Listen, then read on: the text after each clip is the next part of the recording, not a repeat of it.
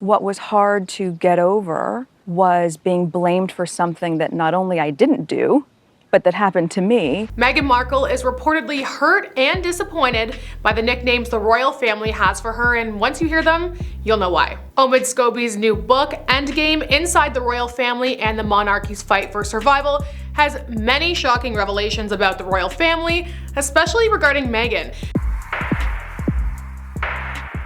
When you're a royal correspondent, you have to play a certain game. Now, it's worth noting that the British writer's credibility is often called into question, and this book has been at the center of a lot of controversy since its release. However, this specific bombshell does have a lot of people talking. Omid claims that the members of the royal family gave Meghan some rather cruel nicknames, and there are four of them to be exact. I feel like I'm okay with the fact that I'll burn my bridges.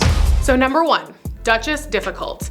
Number 2, Meghan. Number 3, Narcissistic Sociopath. And number 4, Degree Wife. So I'd like to think the royal family is actually capable of coming up with something a little more clever than those. The first 3 are quite straightforward. But for Degree Wife, Omid explained that this nickname was given to the Duchess of Sussex by a senior royal who was expressing some doubts about her marriage to Prince Harry, meaning it would only last as long as a British university degree. Yikes. While I imagine that was really hard, and I can't picture what that felt like, this is not the same. Of course, the two have been married though since 2018. Like it or not, obviously it's not nice to give people mean nicknames, but I again want to point out that this is just what Omid Scobie is claiming, and it is not coming from the royal family themselves.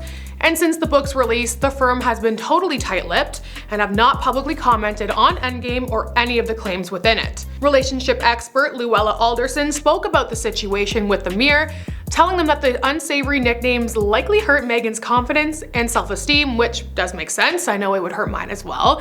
According to Luella, Meghan seems to care a great deal about how she's perceived and what others think of her, so she was likely uncomfortable learning about these nicknames given to her. The expert added that this could have also contributed to the rift between the Duchess of Sussex and the royal family. It's totally normal not to get along with everybody, and not saying those feelings about Meghan being difficult and self-centered aren't valid, because truthfully, we do not know what goes on behind closed doors, and there are two sides to every story, but there are probably better ways to handle negative feelings about a person rather than giving them mean nicknames.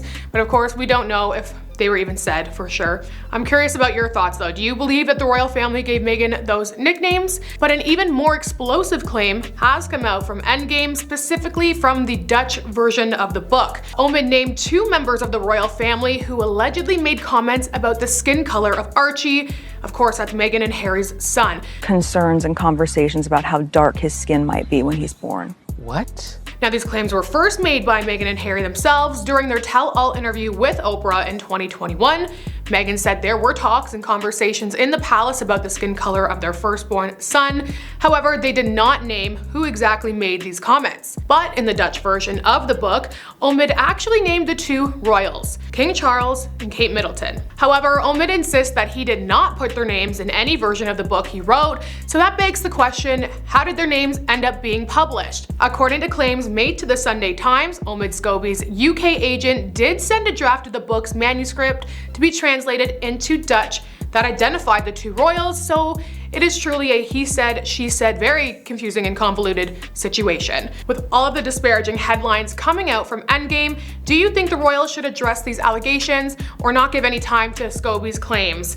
Let me know your thoughts in the comments below.